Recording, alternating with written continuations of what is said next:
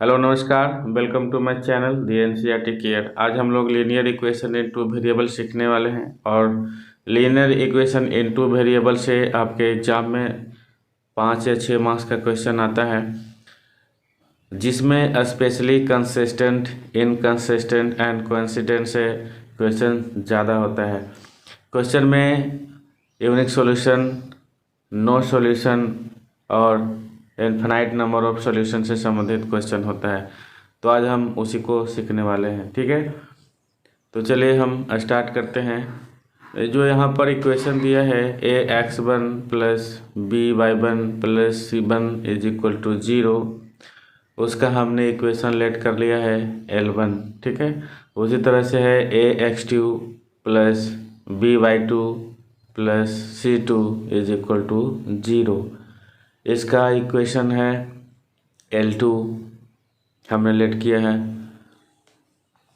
अब हम लोग ग्राफ के माध्यम से देखेंगे। देखिए यहाँ पर ग्राफ में दो लाइन है L1 और L2, दोनों एक दूसरे को किसी भी पॉइंट पर कट करता है। मान लेते हो जो पॉइंट है उसका कोऑर्डिनेट है x y, ठीक है।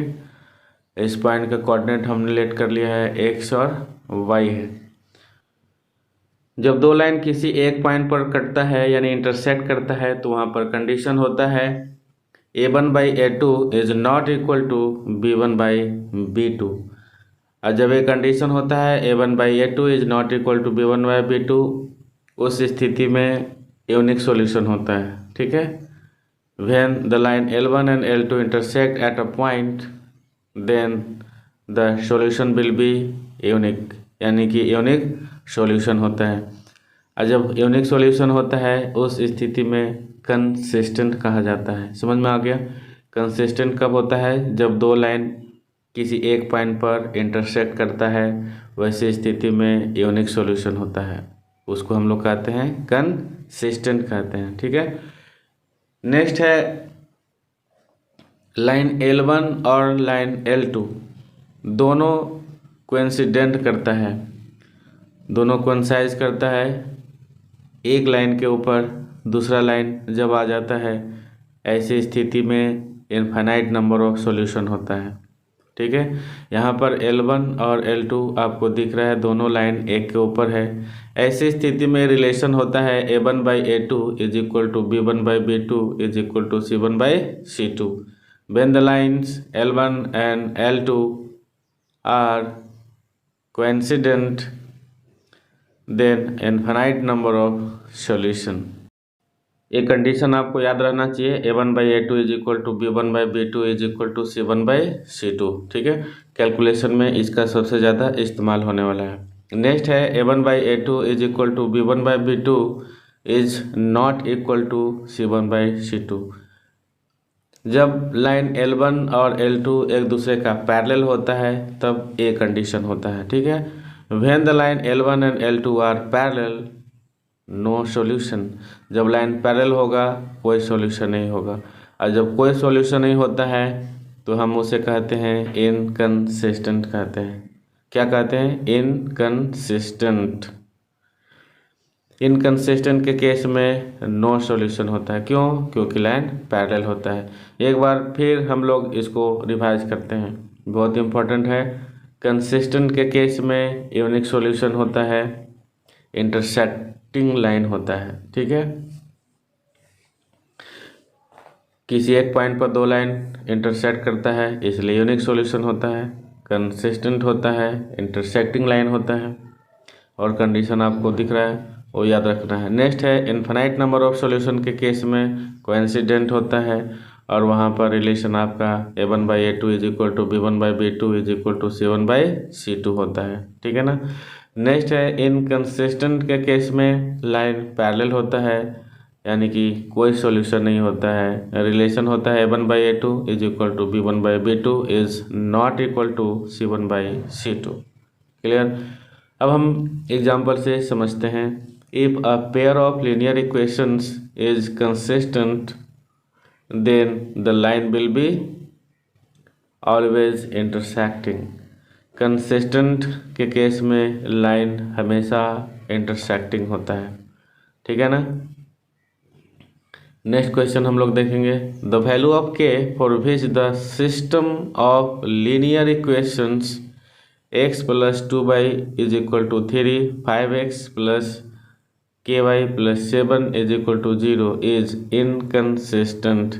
इनकंसिस्टेंट के केस में लाइन पैरेलल होता है, ठीक है।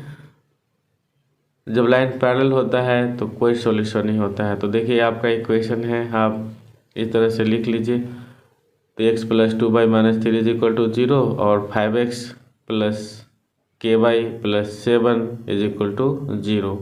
हम यहाँ पर कंडीशन लगा देंगे तो लिखेंगे 1/5 इज इक्वल टू 2/k, ठीक है, 2/k। यहाँ पर हम क्रॉस मल्टीप्लाई करेंगे तो k का वैल्यू मिलेगा 10।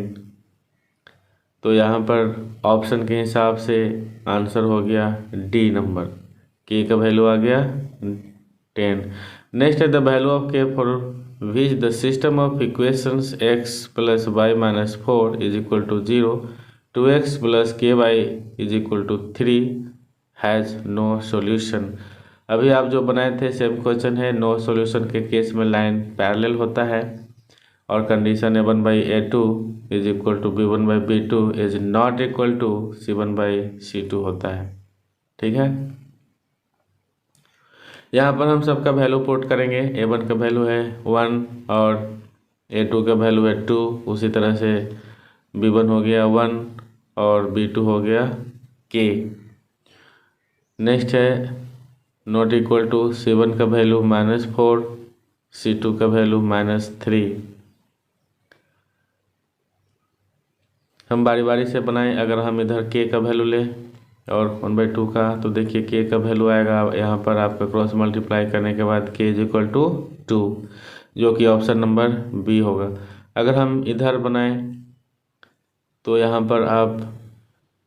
पर माइनस माइनस को आप कैंसिल करेंगे तो मिलेगा k is not equal to 3/4, लेकिन ऑप्शन के हिसाब से आपका k का वैल्यू दिया है 2, इसलिए ऑप्शन नंबर बी आंसर होगा। नेक्स्ट क्वेश्चन है क्वेश्चन नंबर 4, काफ़ी इंपॉर्टेंट है। The pair of equation y is equal to 0 and y is equal to -7 has 1 solution, 2 solution, infinite number of solution या फिर नो सॉल्यूशन। तो देखिए यहाँ पर क्या होगा, हम लोग ग्राफ से समझेंगे। The pair of equation y is equal to 0, यानी x एक्सिस का जो इक्वेशन होता है y इज इक्वल टू 0 होता है, और y का किसी भी मान के लिए जो इक्वेशन होता है वो x एक्सिस के पैरेलल होता है। अब देखिए यहाँ पर x एक्सिस के पैरेलल अगर हम कोई लाइन बनाते हैं तो नीचे बनेगा, यानी कि y इज इक्वल टू -7 होगा, और जब इस तरह से होगा तो लाइन क्या होगा, पैरेलल होता है। जब लाइन पैरेलल होता है तो कहते हैं कि नो सॉल्यूशन है, इसलिए ऑप्शन नंबर डी होगा। The pair of equation x is equal to a and y is equal to b graphically represents lines which are parallel intersection at BA, coincident intersecting at A and B। जब आप यहाँ पर graph बनाएंगे x is equal to a का, तो क्या होगा, y axis के पैरेलल लाइन होगा, और y is equal to b का जब आप ग्राफ बनाएंगे तो यहाँ पर बनेगा x एक्सिस के पैरेलल, ठीक है। ये देखिए ये हो गया आपका x is equal to a का। अगर हम y is equal to b का बनाएं तो इस तरह से बनेगा x एक्सिस के पैरेलल, और दोनों लाइन किसी एक पॉइंट पर क्या करेगा, इंटरसेक्ट करता है, ठीक है, और उसका कोऑर्डिनेट होगा a b, इसलिए ऑप्शन नंबर क्या होगा, ऑप्शन नंबर डी होगा, इंटरसेक्टिंग एट a b, ठीक है, option number D. Next question है question number 6, for which values of P will the lines represented by the following pair of linear equations be parallel।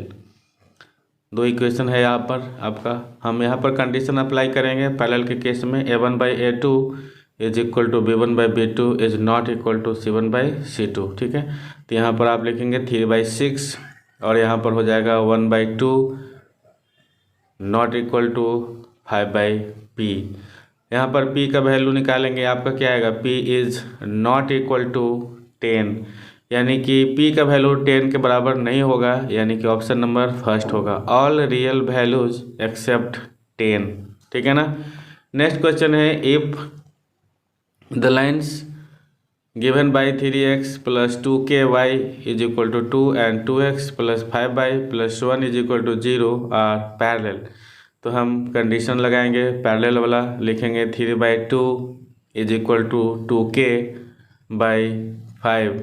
यहाँ पर आप cross multiply करेंगे, आ जाएगा 4k is equal to 15,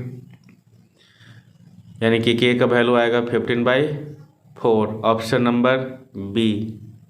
ठीक है ना, option number B 15/4। Next question है, the pair of equations x is equal to 0 and x is equal to -4 has. अब बताइए कि यहाँ पर क्या होगा सॉल्यूशन, तो आप इसको ग्राफ से समझेंगे ज़्यादा अच्छा रहेगा। तो x इज इक्वल टू 0 का ग्राफ होता है y एक्सिस, और x इज इक्वल टू -4 का ग्राफ होगा पैरेलल टू y एक्सिस। यानी यहाँ पर देखिए दोनों लाइन एक दूसरे के पैरेलल है, और जब पैरेलल होता है तो कहते हैं कि नो सॉल्यूशन होता है, यानी कि ऑप्शन नंबर बी होगा, नो सॉल्यूशन। क्लियर है। नेक्स्ट क्वेश्चन है, one equation of a pair of dependent linear equation is, क्या है, डिपेंडेंट लीनियर इक्वेशन है, तो -5x plus 7y is equal to 2, the second equation can be. तो देखिए second equation क्या हो सकता है, तो डिपेंडेंट के केस में क्या होता है ना कि किसी भी कांस्टेंट वैल्यू से आप इस इक्वेशन में मल्टीप्लाई करेंगे तो आपका वैल्यू आ जाएगा। ठीक है ना, आप नेगेटिव से भी मल्टीप्लाई कर सकते हैं, पॉजिटिव से, यानी कि k से मल्टीप्लाई करेंगे, k के किसी भी मान के लिए वो क्या होगा, डिपेंडेंट होगा। ठीक है, when k is equal to 2 अगर हम रखते हैं तो इक्वेशन मेरा सेटिस्फाइड होता है। 2 से मल्टीप्लाई करने पर -10x प्लस 14y -4, ठीक है, इज इक्वल टू 0 होगा। फिर से देख लीजिए, -10x plus 14y -4 is equal to 0। Option में देखिए ऐसा कोई भी ऑप्शन नहीं है, तो हम क्या करेंगे, यहाँ पर -1 को कॉमन ले लेंगे, तो क्या वैल्यू मिलेगा, 10x -14y, और ये निगेटिव है, भी पॉजिटिव होगा, यानी कि +4 इज इक्वल टू 0। ठीक है ना। अगर -1 को दूसरे साइड भेजा जाए तो ऑप्शन नंबर डी आएगा, 10x -14y +4, option number D. Next question है, 3/x + y plus 2/x - y is equal to 2 and 9/x + y -4/x - y is equal to 1। हम इसे सॉल्व करेंगे एलिमिनेशन मेथड से। दूसरा इक्वेशन भी लिखेंगे इसी तरह से, तो 9/x + y -4/x - y is equal to 1। अगर हम फर्स्ट टर्म को कैंसिल करना चाहते हैं तो अगर ऊपर वाला इक्वेशन में 3 से मल्टीप्लाई कर दिया जाए तो क्या होगा, ऊपर में न्यूमरेटर दोनों का सेम हो जाएगा, 9 हो जाएगा। ठीक है, तो फर्स्ट इक्वेशन में हम क्या करेंगे, 3 से मल्टीप्लाई करेंगे तो 9 हो जाएगा, दोनों कैंसिल हो जाएगा। ऊपर में देखिए 2 है, 2 में 3 से मल्टीप्लाई होगा 6 हो जाएगा, और 6 में नीचे वाला जो टर्म है उसमें 4 है, दोनों ऐड करेंगे तो कितना होगा, 10, यानी x - y 10/x - y is equal to, यहाँ देखिए 3 × 2 हुआ 6 -1 किए 5 आ गया। आप 10 को कैंसिल करेंगे, क्या मिलेगा, 2 जा कटेगा, यानी x - y is equal to 2 हो जाएगा। क्लियर है, समझ रहे हैं। x - y का वैल्यू अगर 2 इक्वेशन फर्स्ट में पुट किया जाए तो देखिए यहाँ पर 2 कैंसिल हो जाएगा, 1 मिलेगा, और 1 को दूसरे साइड ले जाएंगे तो क्या हो जाएगा, 1 मिलेगा, यानी कि 3/x + y is equal to क्या आएगा, 2 - 1 होगा, यानी इसका वैल्यू हो जाएगा 1। क्रॉस मल्टीप्लाई करेंगे, वैल्यू मिलेगा आपका 3। एक इक्वेशन है और एक हमने अभी निकाला था x - y is equal to 2। दोनों इक्वेशन को सोल्व करना हो, जब x का वैल्यू निकालना हो तो 3 + 2 / 2 करेंगे, और जब y का वैल्यू निकालना हो तो 3 - 2 / 2 करेंगे। ठीक है ना, यानी ऑप्शन नंबर बी हो जाएगा। क्लियर है। नेक्स्ट इक्वेशन है 4x + 6y is equal to 3xy and 8x + 9y is equal to 5xy। Then उसके बाद हमें वैल्यू निकालना है। इसको आसान से बनाने के लिए हम LHS और RHS का इस्तेमाल करेंगे और ऑप्शन से बनाएंगे, क्योंकि ऐसे काफ़ी कॉम्प्लिकेटेड हो जाएगा, ऑप्शन से बनाना ज़्यादा आसान रहेगा। तो चलिए हम लोग चेक करते हैं पहला ऑप्शन, ठीक है ना। अगर हम x का वैल्यू 2 लें तो क्या होगा, 4 × 2 + 6 × y का वैल्यू 3, यानी कि वैल्यू मिल जाएगा आपका कितना, तो यहाँ हो गया 8 और यहाँ हो गया 18, यानी कि 8 + 18 = 26, ठीक है ना। जबकि RHS में क्या आएगा, तो 3xy है, यानी कि आप यहाँ पर 3 × 2 × 3 करेंगे, यानी कितना आ जाएगा, 9 × 2 = 18, यानी कि यहाँ पर वैल्यू मिल रहा है 18, यानी LHS और RHS दोनों इक्वल नहीं है, इसका मतलब फर्स्ट ऑप्शन गलत है। ऑप्शन नंबर बी पर अगर जाते हैं तो x का वैल्यू 1 और y का वैल्यू 2 अगर भरते हैं पहला इक्वेशन में, तो देखिए आपको मिल गया यहाँ पर 4 × 1 + 6 × 2, यानी आप ऐड करेंगे तो कितना हो जाएगा, 16। और अगर हम RHS में वैल्यू रखते हैं 3 × 1 × 2, तो वैल्यू मिलता है 6, जो कि सही नहीं है, इसका मतलब ये भी ऑप्शन नहीं होगा। ऑप्शन नंबर सी पे जाते हैं, x का वैल्यू 3 लेते हैं तो 4 × 3 लिखेंगे प्लस y का वैल्यू 4 लेंगे, जब आप ऐड करेंगे तो आएगा 36।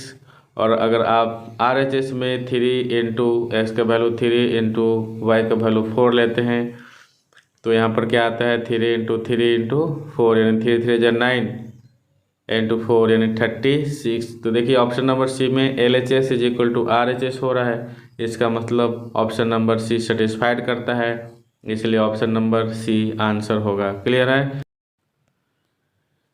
नेक्स्ट क्वेश्चन है 29x + 37y = 103 and 37x + 29y = 95। ये बहुत ही इंपॉर्टेंट क्वेश्चन है, सैम्पल पेपर में ऐसा क्वेश्चन आया भी है, ठीक है। ये दोनों इक्वेशन को क्या करेंगे, हम ऐड करेंगे, उसके बाद हम अपने सॉल्यूशन तक जरूर पहुंचेंगे, ठीक है।